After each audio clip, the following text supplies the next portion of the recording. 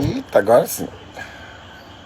Sim, gente, agora sim, ó, tá uma confusão aqui, mas agora sim consegui estar ao vivo. Tô ali com o meu assistente do lado. Matheus chegou, eu vou dar um oi aqui e vou convidar ele, tá?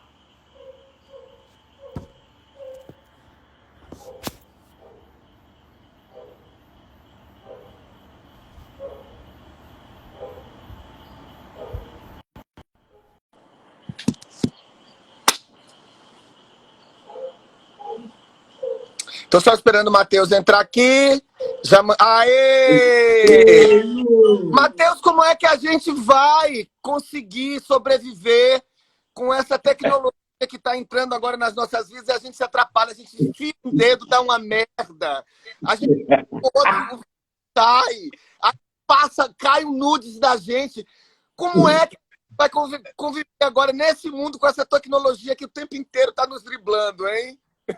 Eu não faço Boa ideia. noite. Oi, amor. Que saudade de você, Lu. Que saudade, meu amor. Você está me ouvindo bem? Vocês estão me ouvindo bem? Eu tô ouvindo você bem. Você tá me ouvindo bem? Tô. Às vezes dá uma entrecortada, mas é isso. A Tá. gente é, a gente é analógico, né, Luiz? Nada Exato. é mais analógico que ator. E a gente ainda é analógico mesmo, antes do celular. Que nós Exato. somos cinquentões, né, Lu? Então, Eu tive que tomar uma aulazinha para poder fazer essa live hoje, porque eu me peido, me borro todo. Matheus, primeiro eu não, quero eu não vou agradecer. apertar nada, eu não vou fazer nada, eu só vou ficar aqui com o celular nessa posição e adorando você. Eu amei a oração que você É, fez no início. Eu tenho uma oração que eu faço, Lu. Posso fazer a minha? pode sim. Na verdade, é uma canção que o Gilberto Gil escreveu para Elis Regina gravar. De uma certa maneira, tem um toque que ele dá a ela. Eu acho que os novos baianos achavam a Elis Regina um pouco impostada demais. Eu acho que eles desejavam que ela fosse um pouco mais suave. A música parece um pedido, mas ela canta daquele jeito dramático dela. Para mim, a Elis é uma aula de ator. Assim, eu assisto Elis, eu ouço Elis e aprendo como se fala um texto, sabe, Lu? Sim. Cada palavra ela é preenchida do significado, do sentido, da gestalt da palavra. É incrível, assim.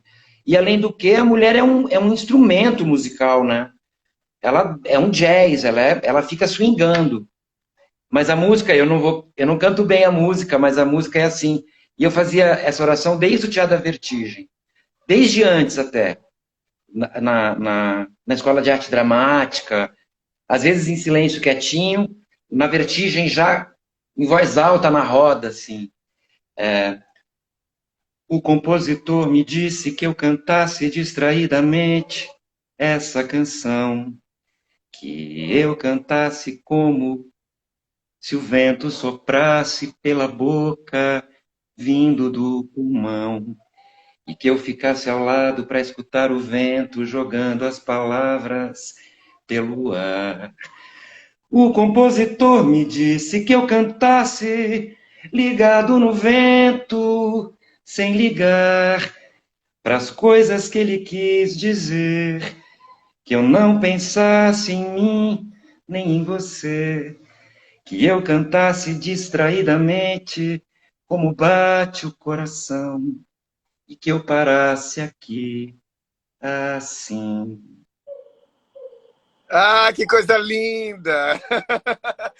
Ô, meu amor, primeiro eu quero agradecer muito você ter aceitado o convite para bater esse papo aqui, para a gente falar. Olha, eu daqui a pouco vou conseguir botar o link aí, que eu não sei como é que faz, botar o link aí para vocês ajudarem a contribuir para a PTR. Antes de começar, eu queria dizer que tudo isso é parte de uma campanha grande da PTR. E vocês sabem que uma das classes que tem mais sofrido com a pandemia é a classe artística. Porque vocês sabem que, para além dos atores que vocês veem na televisão, que vocês veem no teatro, existe inúmeras e milhares de pessoas que estão nos bastidores e que nesse momento estão sofrendo muito, muito, mas muito mais que a gente.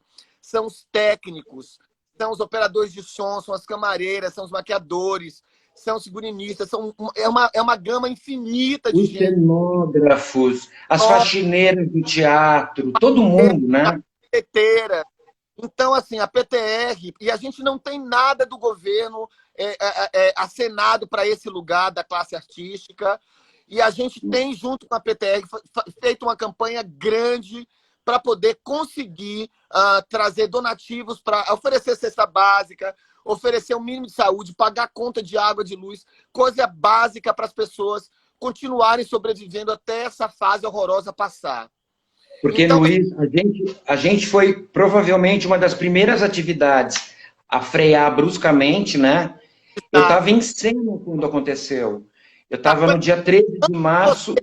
Você me contar isso, a gente vai falar sobre a Covid. Só que antes de começar a falar sobre a Covid, eu queria começar esse papo nosso falando um pouco da nossa história. Porque talvez para muitas pessoas que estão seguindo, estão vendo a gente agora, não sabem um pouco da nossa história. A gente se conhece há mais de 20 anos, eu e o Matheus. Nós fomos Muito tempo. muito tempo. A gente começou juntos, estudando lá na USP, na Escola de Arte Dramática. Eu e ele, ainda muito jovens, né? Eu recém-chegado da Bahia. E a gente tem uma relação muito grande de amizade, de conhecer pais, famílias, pessoas que não mais estão aqui hoje, né, Matheus? Pessoas que a gente já se despediu e tudo. E eu queria falar um pouco disso antes de começar, que a nossa história é uma história muito antiga. A gente começou junto ali na Escola de Arte Dramática, e o Matheus já era, para mim, assim, um grande ator. E a partir desse momento, assim, todas as coisas aconteceram. E foi no Teatro da Vertigem, Matheus começando, e depois que ele saiu, eu chegando, que a nossa conexão se deu muito grande, assim, no nosso fazer teatral. E eu acho que foi uma ponta de iceberg para você. E eu queria que você comentasse um pouco, brevemente, sobre essa passagem sua no Teatro da Vertigem e como isso transformou você enquanto artista. Tá. Eu quero te falar, e eu estava pensando nisso, que a gente foi formado de alguma maneira na mesma forja, eu e você. Porque a gente teve esse período da Escola de Arte Dramática, onde é uma formação acadêmica mesmo para atores, na USP, com aula de teoria, história da arte, do teatro, aula de corpo, aula de voz. A gente teve isso com os mesmos professores, né? E numa turma linda de pessoas muito talentosas. Para destacar alguns, tinha Graziela Moreto lá, Caco Ciocler por lá, Gero Camilo lá, Rodrigo Lopes por lá, É, Viviane Pagunter por lá. Olha, para onde eu olho, eu me lembro de pessoas talentosíssimas se formando junto com a gente, com aquela mesma teoria de teatro e técnica teatral. E eu sou um cara que acredito na forja. Antes disso, você vinha da dança, principalmente na Bahia, e eu vinha desse teatro-dança do Antunes Filho. Então, eu acho que a gente tinha semelhanças, assim. E depois a gente fez Teatro da Vertigem. Eu fiz lá o Paraíso Perdido, a primeira peça, e o livro de Jó, e você entrou um pouco depois no Apocalipse e também esteve nas remontagens dos outros espetáculos, né, Luiz? Então, acho que a exatamente. gente teve esse ponto inicial. Além de tudo, eu queria dizer que eu acho que, apesar de eu ser paulistano, filho de belga, branco, criado num lugar muito diferente do teu, que é mais nordestino, a Bahia, Raiz, eu, eu acho que a gente tem um ponto em comum que nos uniu. Assim como você falou, eu, quando te vi pela primeira vez na Escola de Arte Dramática, falei, meu Deus, você já tinha, Luiz, o brilho que você tem agora. A gente só não era tão moldado. A gente não tinha estudado tanto, nem sofrido a vida, que a vida deixa o ator mais bonito, né? Mas eu vi isso, eu me lembro da primeira vez que você falou comigo, Luiz. A roupa que você estava vestindo, o tamanho do seu cabelo. Eu me lembro muito do seu sorriso, da maneira como você veio. Eu era mais tímido que você, e você veio baiano para mim, feliz porque a gente tinha passado. Foi no dia que a gente soube que a gente tinha entrado na escola. era Ah, muito disputada. Era muito disputado, assim. Era uma coisa de 20 vagas para, não e, sei, dos 300 e mais, né? era uma loucura entrar na escola, né? E estou falando isso porque eu acho que a gente tem essa forja parecida. E eu fui na sua casa, na casa da sua família em Salvador, né? Ainda nos anos 90, né, Lu? Exatamente, nos anos 90. Você conheceu meu pai, você foi na Conheci fazenda. teu pai, eu fui na tua fazenda, na tua terra, e você conheceu meus avós, a minha E roça, eu te porque eu fui frequentei, criado em São a gente se frequentou em casa, né? A gente é muito amigo. A gente é muito. Luiz, É. eu acho que apesar das diferenças aparentes, essa roça nos une, porque eu fui criado em São Paulo, mas a minha sensação de pai e mãe sempre foi muito os meus avós, que Uhum. eram belgas, mas moravam na roça, no interior de São Paulo. Então, a minha infância também é uma infância de caipiras paulistanos, de um aconchego com pouca tecnologia influenciando, com pouca, com pouco capitalismo chacoalhando. Então, isso eu senti na nossa vida que nos aproximou gostoso, sabe, Lu? Eu e você. Eu também acho isso. Eu quero pontuar uma outra coisa também, que a gente vivia naquele momento uma coisa muito efervescente, principalmente em São Paulo. Aqueles idos lá de final de 80 para 90, onde começa ali você no Wojciech, e todas as outras coisas, aquele movimento todo daqueles festivais e aquela coisa toda promovida pela Ruth Escobar, pelo um monte de gente ali. Aquilo forjava naquele momento um momento muito rico de teatro que a gente perdeu e que hoje a gente não encontra mais. E aí, pegando esse gancho, porque a gente vai falar muito de teatro hoje, eu queria dar esse salto, né, daquele momento que a gente estava, né, para esse abismo que a gente se encontra agora, porque eu acho que realmente é uma coisa inimaginável. E que aí, agora eu queria te perguntar de novo, onde é que estava você na história, onde a OMS disse para todo mundo assim, olha, é uma pandemia, a partir de agora a gente vai ter regras diferentes.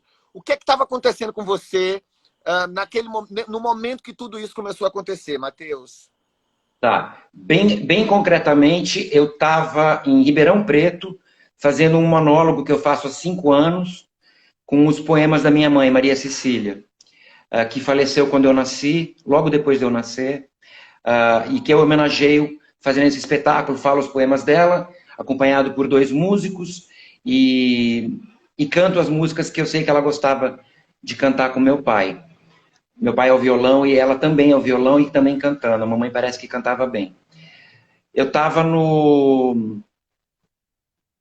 Eu estava em Ribeirão Preto, no Sesc, no dia 13 de março, quando eu soube que nós íamos ter que parar. O Sesc não cancelou, fiz 2 sessões para 1.000 pessoas naquele dia, já com medo. Peguei um avião no dia seguinte para ir para São Paulo para fazer uma leitura no Museu da Imagem e do Som de uma peça da Hilda Hilst. Era um evento comemorativo da Hilda Hilst, sobre a Hilda Hilst, a poetisa, que também escreveu para teatro. A peça eu fiz no dia 13 de março, numa sexta, como te falei, para muita gente, em Ribeirão Preto. Peguei um avião, que era muito perigoso já, eu tive medo. Fui cumprir meu compromisso com o Museu da Imagem e do Som e não tive coragem de ir. A coisa se precipitou tão rapidamente que eu liguei para os produtores e disse, eu não vou na leitura.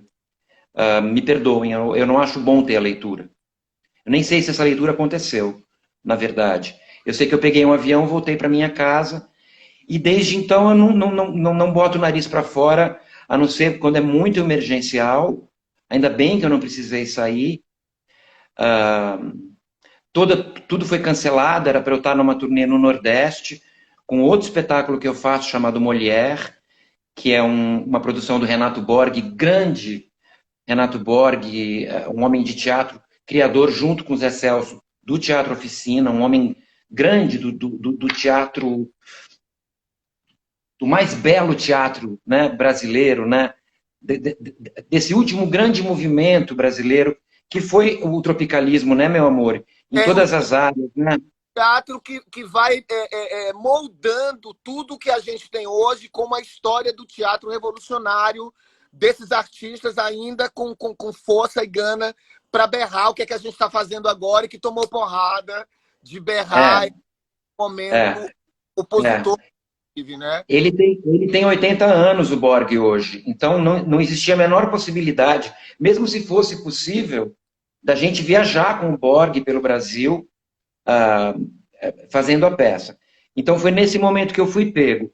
Mas, de uma maneira um pouco mais ampla, eu fui pego numa plena volta minha para o teatro, Luiz. Eu, como fiz muito cinema e muita televisão a partir de um certo momento, e como eu sempre achei que o teatro é um ofício, é uma reza, eu chamo de prece pagã. Eu não consegui ficar me mantendo em cartaz como se fosse uma atividade paralela a algo que eu fazia. Eu fiz o que eu fazia, fui para a retomada do cinema brasileiro, enfiei os dois pés nessa jaca, utilizei e aproveitei bastante também a televisão para isso, em séries bonitas, coisas que eu gostei muito de ter feito, né? E deixei o teatro dormente um pouco. Dirigi um longa-metragem, enfim, eu estava há alguns anos, talvez mais de 10 anos, sem fazer teatro, desde a segunda montagem do Wojciech, em 2003, que foi até 2005. Então você vê que era um bom tempo que eu estava quieto, guardado como ator de teatro, e aí eu voltei, quando eu tive a sensação, e acho que isso tem a ver com o nosso papo, quando eu tive a sensação de que no teatro é que voltava a existir, depois da explosão gigantesca das mídias todas, voltava a existir a única coisa preciosa que realmente talvez me interesse, que é o encontro ao vivo da livre oração. Né? Isso tinha a ver também com o pensamento meu de oferecer para as pessoas uma prece livre, pagã, que pudesse preencher a necessidade religiosa até das pessoas. Porque eu sentia esse crescimento das igrejas que domam, né, as pessoas, e achava que o teatro era um lugar onde isso era combatido da melhor forma. Porque ele é uma prece, o bom teatro sempre é uma oração às gargalhadas ou aos prantos, mas oração, e, e da gente estar junto, sem ser para torcer por um time ou outro, sem ser para se humilhar diante de um mistério, como as religiões querem, muitas vezes, mas para todo mundo junto pensar quem nós somos, sem preconceitos. Então, foi aí que a pandemia me pegou, nessa minha volta. Foi bonito poder ter voltado e feito 5 anos de teatro incessante antes dessa parada. E você, meu amor, como é que você estava, hein? A gente tinha se cruzado, né? Assim, um pouco pelo caminho, né? A gente se encontrou, acho que em Recife, você fazendo a peça, eu tive a oportunidade de ver. Nessa época eu estava excursionando com 5 vezes comédia e comecei o projeto do Irma Vap com o Matheus Solano. A gente Isso. teve passado, você pôde ver, né? Teve um ano passado muito proveitoso, porque a gente estreou a peça, a gente estava com projetos de televisão, os projetos de televisão foram adiados e a gente retomou a peça em São Paulo num momento maravilhoso. A gente seguiu fazendo a peça durante o carnaval e aí a gente estava indo muito bem com um crescimento de público maravilhoso lá no Teatro Procópio Ferreira. E aí, na quinta-feira, quando a gente chegou em São Paulo, a gente foi pego com a determinação da OMS de que havia virado uma pandemia. A gente ficou um pouco assustado, nós fizemos o espetáculo na quinta-feira, e aí na sexta-feira a gente ficou meio em crise. Eu acho que a gente precisava, como isso é até uma crítica que eu vou lançando também para a PTR, de uma maneira geral, para a nossa classe teatral, que eu acho que naquele momento a gente precisou, deveríamos ter tido um pouco mais de consenso na classe. Ficou todo mundo em dúvida sobre se devíamos parar, se não devíamos, o que acontecia. E a gente não teve uma determinação que foi meio geral para todo mundo. Então, o que aconteceu? Alguns espetáculos acabaram parando na quinta-feira mesmo, alguns outros seguiram até o final de semana e outros tentaram fazer e foram fazendo até quando deu. Na verdade, na sexta-feira, a gente fez o último espetáculo e no sábado, o Matheus, que já estava bastante preocupado também, a produção também, porque ninguém queria ter o ônus. Dia 14 de março, né? 12 de março. Ninguém queria ter o ônus de carregar, por exemplo, ter aberto o teatro e dentro de um espetáculo nosso alguém ter sido contaminado e a partir dali terá também uma coisa meio difícil, constrangedora para nós artistas. Então, a gente parou, óbvio que pelo bem comum e óbvio também pela segurança de todos, nós paramos o espetáculo e aí eu voltei para o Rio de Janeiro e aí eu senti na minha volta para o Rio de Janeiro que não havia mais possibilidade naquele momento de retomar qualquer tipo de atividade. E aí, dali eu já vim para Salvador, porque eu queria ficar mais perto da minha mãe, da minha família. E a partir desse momento, então, 18 mais ou menos de março, eu estou aqui na Barra do Jacuípe, sem fazer absolutamente nada, apenas cuidando da casa, também mergulhando. Eu estou me sentindo muito honrado. Você também deve estar se sentindo de estar num lugar bom. Eu estou numa casa boa no Rio de Janeiro. Eu estou sozinho, mas tem espaço, planta para regar, passarinho. Como os passarinhos voltaram? Eu estou impressionado com a quantidade de passarinho que voltou aqui para o Jardim Botânico no Rio de Janeiro. Tinha sumido alguns bichos. Hoje teve tucano aqui. Foi uma farra. A chuva parou, a passarada toda veio comer frutinha, comer abacate. Parece também que essa coisa da diminuição dos carros na rua também tem levado, né? Eu vi matérias, inclusive, falando da água limpa ali na Barra, assim, alguns lugares, peixes e tartarugas voltando. Então, acho que parece de uma certa maneira, né? A vida tá só esperando a gente frear. A vida tá só esperando a gente frear. Eu adoro ver em São Paulo, por exemplo, uma rachadura de concreto e nascer uma árvore, assim. Sim. A vida fica esperando, né? Então a gente diminuiu a poluição sonora, o movimento de gente, eles todos voltaram, né? Eles todos voltaram. É claro que ninguém está feliz com a pandemia e tudo, mas já que a gente é obrigado a se recolher, que a gente reflita, né, sobre tudo que acontece com o ser humano quando a gente está nessa loucura frenética, usando o planeta para algumas pessoas enriquecerem, sabe? Não tem como a gente não falar sobre essas coisas numa live no meio da pandemia, né? Até porque a gente pensa muito nisso. Hoje o segundo ministro da Saúde abandona o barco, um abandonou forçadamente, o outro decidiu abandonar, vai saber como que a coisa se deu. Isso é muito feio, porque isso é um gasto público horroroso, uma mudança dessa sempre, né? Sempre é um novo contratação, equipe nova, trabalho perdido, e a gente fica perdido, Luiz. A gente fica perdido, a gente está numa peste. A gente está numa peste. Hein, Marco? Porra. Estão sempre ligadas a quem conduz. Se a pessoa conduz de uma maneira errada, no meio do caminho, no início, em qualquer lugar, alguma coisa vai dar errado. Essa desconexão, ela existe quando a gente tem um presidente que não compreende a ciência e não compreende a medicina como um fator relevante para pensar numa questão específica como essa, que é a pandemia. Então, eu já estou achando, Luiz, eu já estou achando aqui na minha cabeça que esse homem deve ter algum acordo com alguma indústria que fabrica a tal da cloroquina. Porque a ideia é todo mundo pode trabalhar e compra cloroquina, compra cloroquina, compra cloroquina. Então só pode ser uma sociedade com alguém, porque não é possível, né? Mas, olha...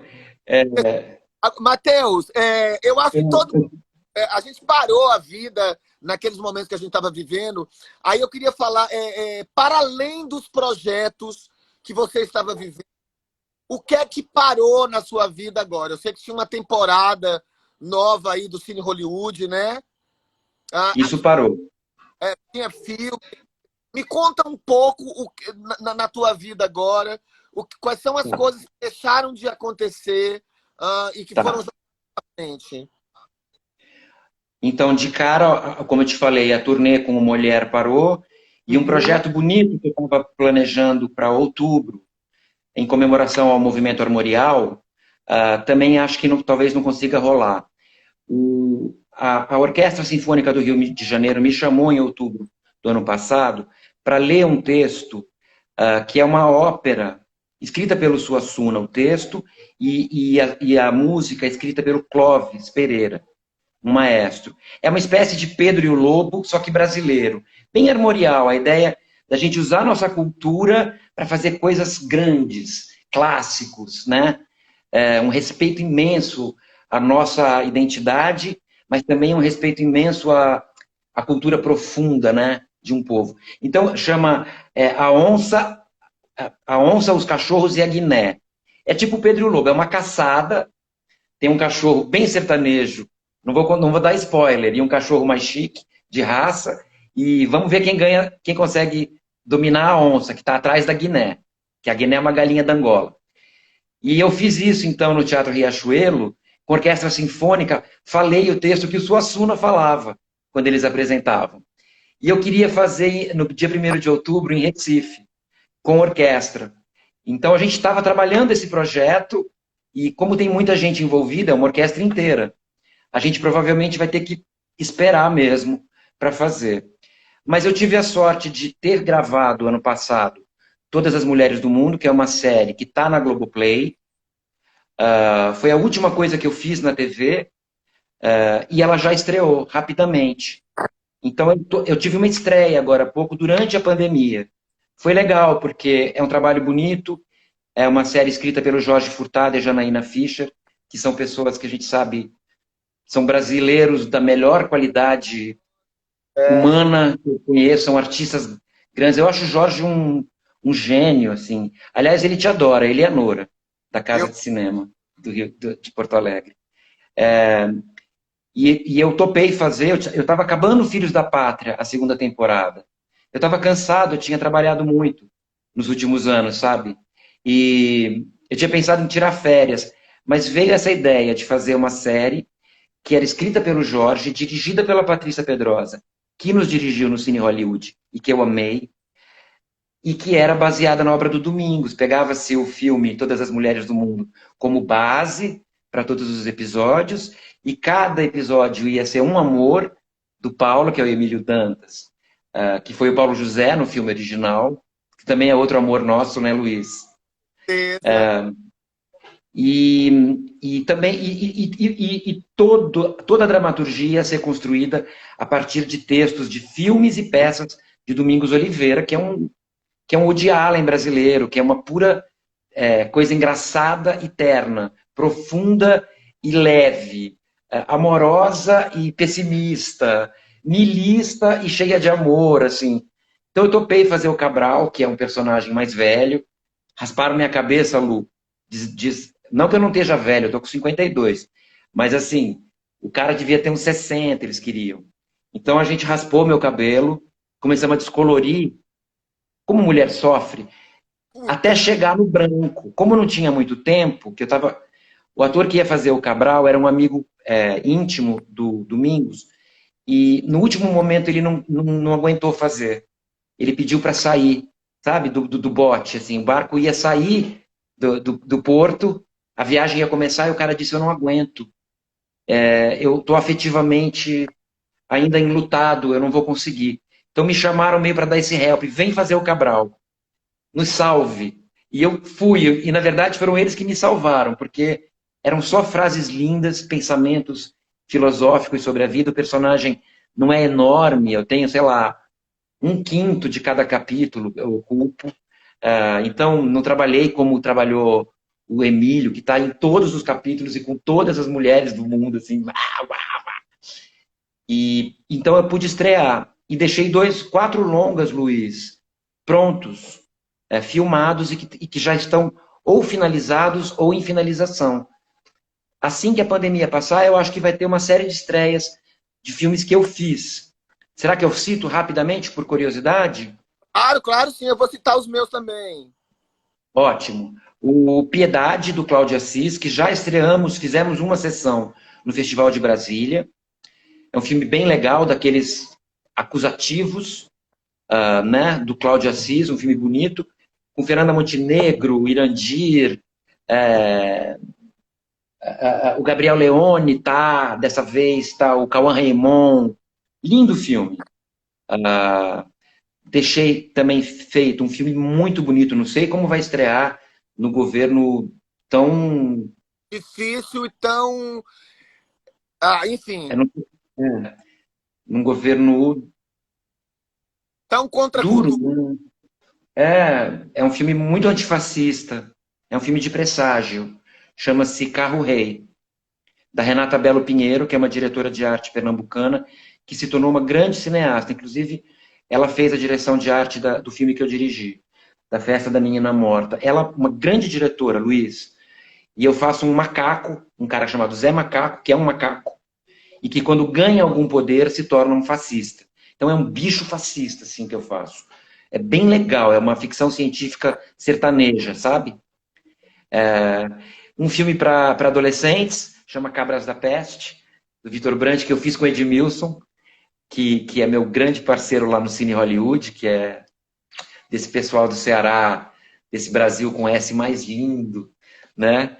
E um Clube dos Anjos, do Ângelo Defante, que é baseado numa escrita do Luiz Fernando Veríssimo. 4 filmes lindos, de gêneros diferentes. Então, eu estou me dando ao direito de ficar na quarentena realmente meditando, saboreando, colhendo os frutos do que foi plantado, pensando sobre nós todos, pensando muito sobre o que significa isso que nós fazemos, Luiz, na vida. Cada vez mais decidido a manter essa ideia de só fazer projetos que têm uma vocação bonita, independente do meio onde ele ocorre, e de, quando for possível, enfiar meus 2 pés de novo na jaca do teatro, que era onde eu estava quando isso aconteceu. Eu falo muito, fala de você. Eu vou fumar uma... Olha, isso aqui não é maconha, tá? Isso é um cigarrinho de palha. E não é cachaça, tá? É Guaraná. É que eu bebo nesse copinho de pinga, é o que eu gosto. Bom, a gente parou. Mas esse não é... Eu parei, eu gosto de beber. Não importa, não importa. Bebe, amor. Então, assim, a gente parou toda a temporada do Irma Vap, né? Assim, a gente tinha acabado, assim, a gente estava embarcando para o Festival de Curitiba. O Festival de Curitiba foi um dos primeiros que sinalizaram que seria cancelado. Aí a gente cancelou toda a turnê, viagem para todos os lugares. Eu ia ingressar num filme também agora sobre a vida do Sidney Magal. Ai, eu sei. Quase eu tive nessa, meu amor. Não fui por data. Exatamente, por data. Aí ia ingressar num filme agora que eu já estou começando também a produzir, a gente está tocando meio com isso. Estava organizado uma novela também para o ano que vem, vamos ver como é que isso vai. Eu estou com 6 filmes também, assim como você, prontos ou em fase de finalização, né? Eu fiz um filme lindo com o Pilar, que é um filme sobre a vida do Lima Barreto. Um filme Demais. muito bacana. O filme já está todo pronto, né? Esperando finalização. Rodei mais 3 filmes com Pedro Amorim, que os nomes a gente nunca sabe, porque muda, sai, volta, né? Um com Lobianco, que chama Carlão, o Carlinhos, que já está pronto, a gente já viu pronto, já está para estrear daqui a pouco. Aí tem um filme também do Você é um Belmonte. ator lindo de cinema. Você é um ator lindo de cinema. Tem um trabalho teu no cinema que eu acho tão maravilhoso, nos Pastores, no Quincas Berro d'Água. É porque esses personagens também estão nos Pastores da Noite, né? Eu fui o Curió, na série da TV.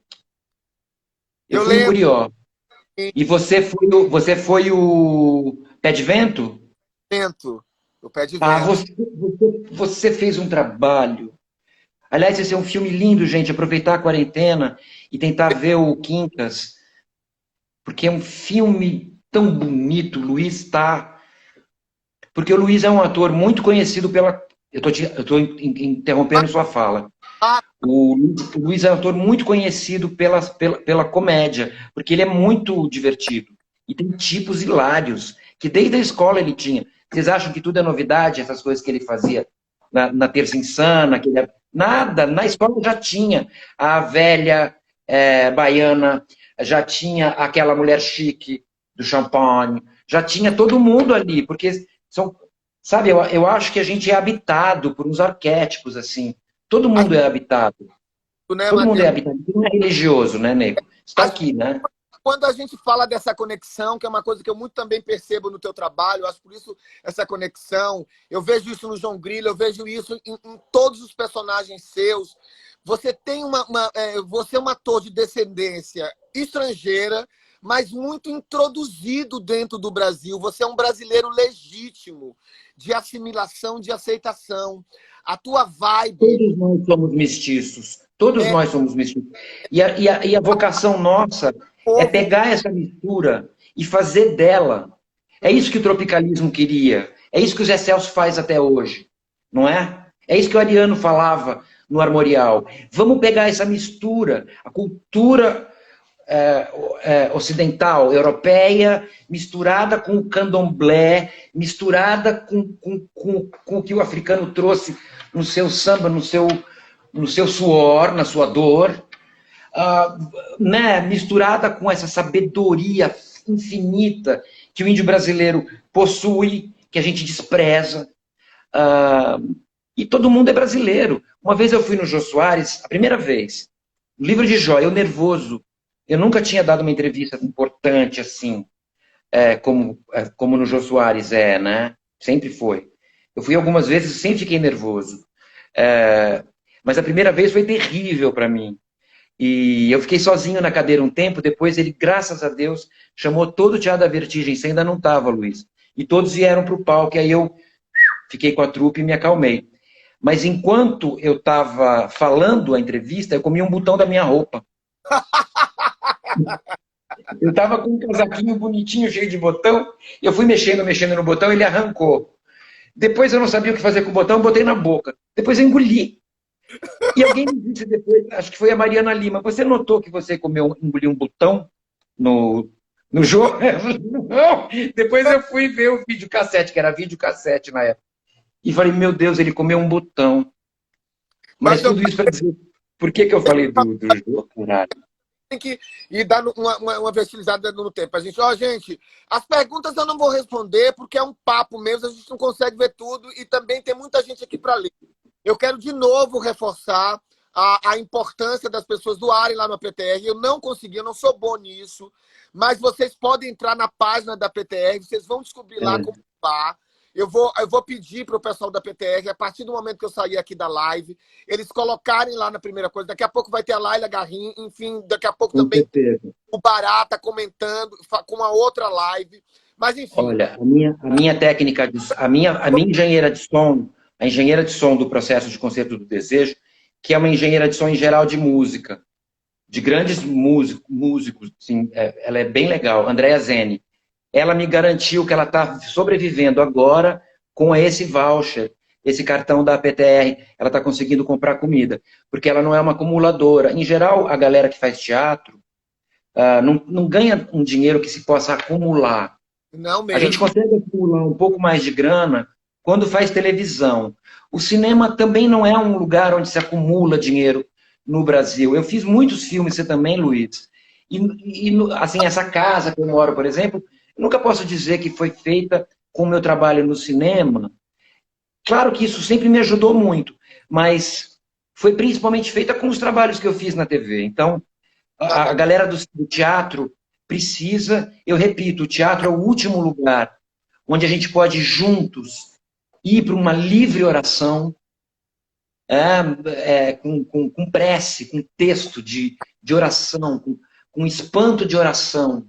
Às vezes matando Deus, às vezes criando Deus, ela é laica, é uma arte laica, é uma arte que...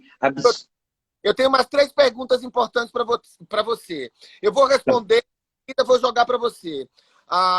para mim a Covid tem me modificado muito, assim. Eu ainda tenho a minha mãe, né, que eu cuido. Eu acho que na relação com ela a gente começa a viver muito mais. A gente já tinha uma preocupação no mundo que a gente vivia anteriormente com a saúde dela, as preocupações diárias. E agora se torna ainda mais louca essa preocupação de não chegar perto com o Covid, né? Ou com uma doença que pode ser letal para aquela pessoa mais idosa, aquela pessoa mais, enfim. E eu tenho buscado dentro de mim, assim, Deu uma... aguentar, ah, uma força grande para aguentar isso sem deprimir. Entender isso como um momento de transição, como um momento de extrema necessidade da gente reavaliar pensamentos, funções, vida, amores, coisas. Isso tem modificado muito em mim, na minha relação com a vida. Assim. Eu Eu acredito também. tem com você dentro de casa. Eu sei que você acabou de se despedir do seu pai. A gente sabe disso. O que é que esse momento tem modificado em você, Mar? Olha, eu tô como dentro de um casulo ao qual me obrigaram. Eu tô encasulado por a força. Eu estou tentando aproveitar isso de um jeito, sendo sincero com o que eu estou sentindo. Às vezes eu estou sentindo muita raiva, em alguns momentos uma desesperança bem grande com a ocupação que o homem faz no mundo, mas não do homem como um todo. Meu namorado Bruno, por exemplo, criou um projeto voluntariado, chama Belchiores Voluntários, onde as pessoas distribuem comida, agasalho, material de higiene para pessoas que estão viciadas em crack, que vivem da coleta de lixo seletivo. Começou em Caxias do Sul, já se espalhou por 10 cidades, até em Aracaju já tem Belchiores. Então também estou observando a beleza que o ser humano pode ter. Mesmo, estou observando essas duas coisas. É claro que eu tendo, às vezes, a ficar muito triste e a usar isso como arte. Né, Luiz? Você sabe disso. Eu gosto muito de pegar aquilo que dói e botar, né, para fora. Então, eu não sei o que vai se formar dentro desse casulo. Que borboleta vai voar quando esse casulo se romper. Mas eu espero que ela seja, pelo menos, poderosa, que ela não seja mirrada.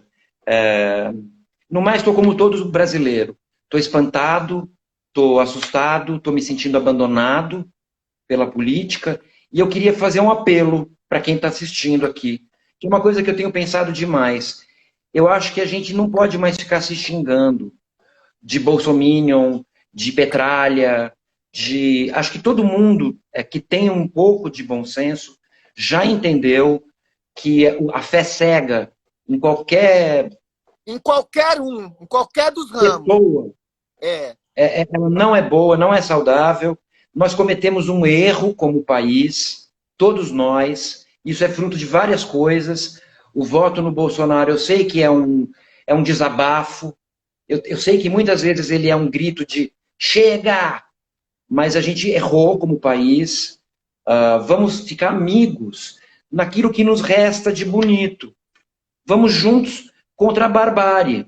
A saúde da população é mais importante que o negócio. O país ele é um lar, ele não é um negócio internacional. Ele é um lar para nós morarmos, todos. A gente tem débito com muitas etnias, com muitas pessoas no Brasil. A gente tem um débito, sim, com nossos artistas, que sofreram ou não. Eu queria aproveitar. Entendeu? São eles que nos encantam, são eles que fazem a permanência da cultura e criam a cultura brasileira. O que é um Caymmi? É um cara muito importante. O que é o Zé Celso? É muito importante. O que é, vamos dizer,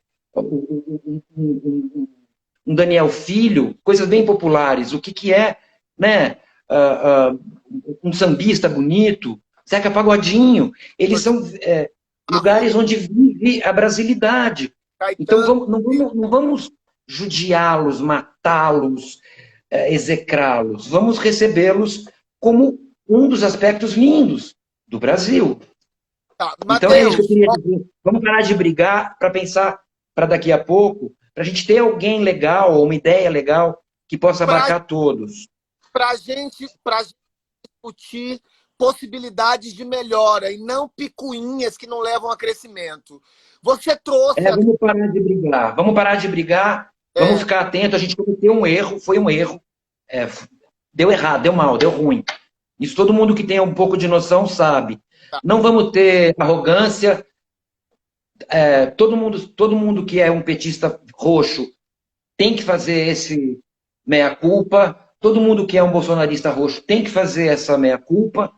E todo mundo tem que juntos pensar num lugar, primeiro, de minimizar a tristeza medonha que tomou conta do Brasil. Vamos aproveitar a quarentena para pensar sobre essas coisas. Melhorar Graças nisso. a Deus, a gente tem uma cultura enorme, dá para... Eu quero tocar num assunto com você. A gente tem acompanhado todas os comentários e todas as repercussões que houveram em torno da Souza Paió. É a repercussão em torno da entrevista da secretária de Cultura Duarte, pessoa que a gente conheceu, etc. e tal. Acho que a gente, artista, todo mundo fez uma carta de repúdio às palavras de Regina, mas a gente precisa cobrar efetivamente da Secretaria de Cultura alguma ação efetiva para atender aos artistas que estão vivendo, nesse momento, uma situação limite que a PTR está abraçando, mas que também é responsabilidade do Sim, meu amor. Sim. Nós temos direito a isso. A gente movimenta, se não me engano, 2% do PIB. Exato. O que se gasta com a gente através da Rouanet volta na forma de impostos. A Lei Rouanet, para quem ainda continua em dúvida, isso foi uma grande bandeira contra nós no momento recente. A prestação de contas da lei é muito rígida.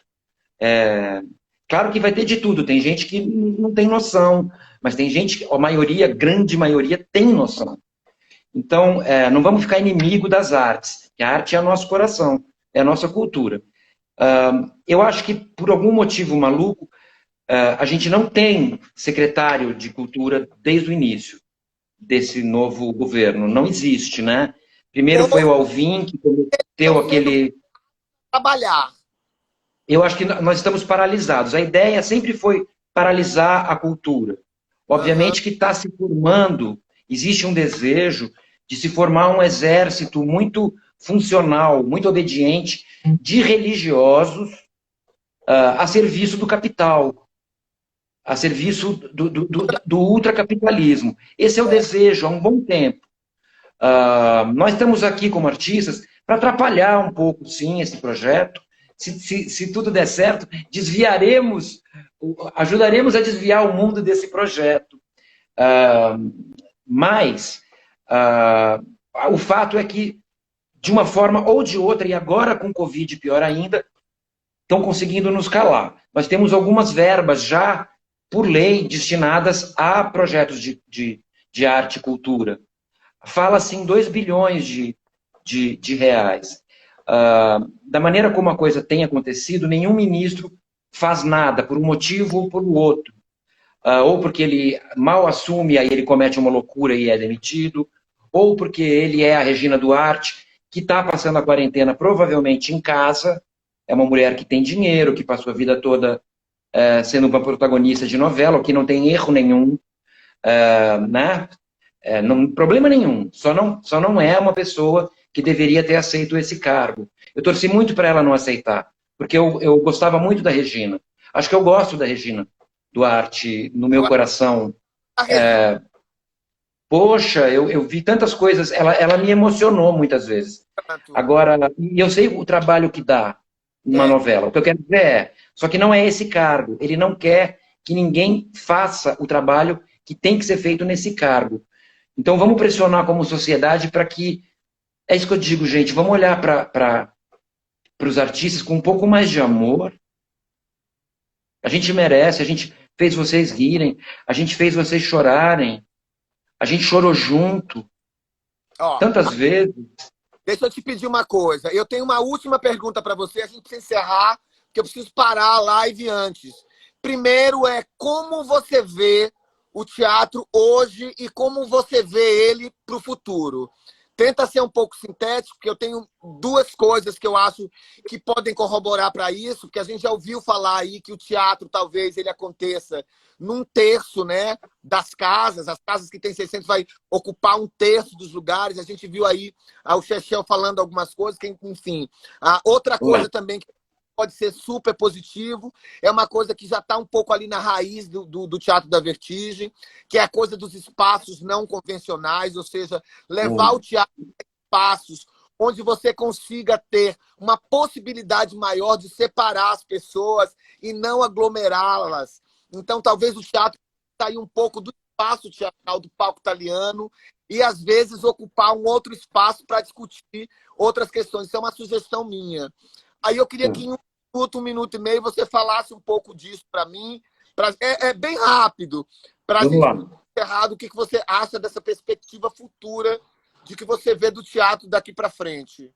Tá. Primeiro eu quero dizer uma coisa que eu acho que é legal, que é motivadora. Eu não acho que o teatro seja arte para se ganhar muito dinheiro, por isso a gente precisa de ajuda, sempre. O Estado não tem que ser exatamente maternal, mas ele tem que cuidar, né? Tem que cuidar do seu povo.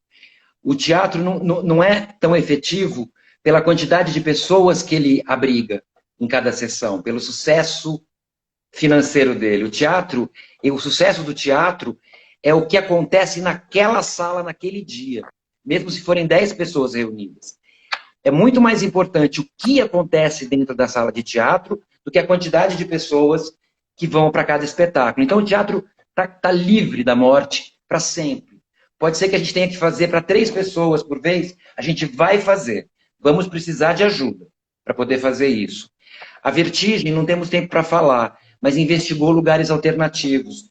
O Jora em hospitais, Paraíso Perdido em igrejas, catedrais, e o Apocalipse que o Luiz fez em presídios, desativados.